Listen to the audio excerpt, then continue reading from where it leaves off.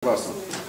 Aš norėjau paklausti, kodėl, sakysim, Mazuronis važiavo nepažiūrėti, pažiūrėti, kaip Ševronas dirba, ne į Ekvadorą, kur ten yra palikę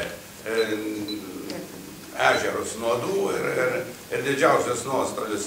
Nevažiavo į Nigeriją ar dar kur nors, o važiavo ten atkato pasimti į Pensilvaniją. Tai dabar prieš... Valentinui Mazuroniui per tiek metų nieks negali primesti nors mažiausią šešėlį, kad jį kas nors nupirktų. Tai aš galiu pasakyti, iš tiesų ir reikia pripažinti vieną dalyką. Dėja, visgi buvo susitarimas truputį kitokį. Kad važiuoja 5 Seimo nariai iš kiekvienos frakcijos visą, ir kadangi konservatoriai ir sąjūdis priėmė tą sprendimą iš anos daugumos, jie reiškia viską žino. Važiuoja visą. Bet aš tiesiai šviesiai galiu pasakyti, kada buvo suorganizuotas jau susitikimas ir buvo aukščiausių lygių, kongresmenai priėmė ir taip toliau.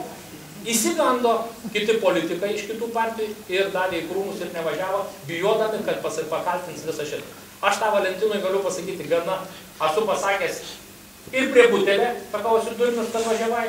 Ir sakau, man dabar, per tave reikės atsakinėti. Ir galiu pasakyti, ir mes esam apsitikę ir taip toliau. Jis, aišku, rodė man nuotraukas, kaip ten dujų skalūninės visą išgaunamas nuo bažnyčios 200 metrų ir taip toliau, pats nusipaveikslavęs. Yra tos. Aš nenoriu agituoti.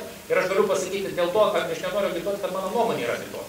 Jau prie butelio policinės klausimų gerai nepasakok viešai dėl šitokio dalyko. Aš galiu pasakyti... Nes tokie dalykai, man atrodo, nėra daromi iš tikrųjų. Tai kas iš tiesų galiu pasakyti, aš su savo politikų draugu, aš galiu ir prie butelė, ir ne prie butelė, mes galim šnekėti, o mes su Mazuroniu esam tokie, tai kad mes galim...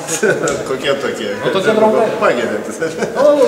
Pageriam, pasprendžiam. Aš galiu pasakyti, negalima, kad aš esu, žinai, visą šventasis. Nesu.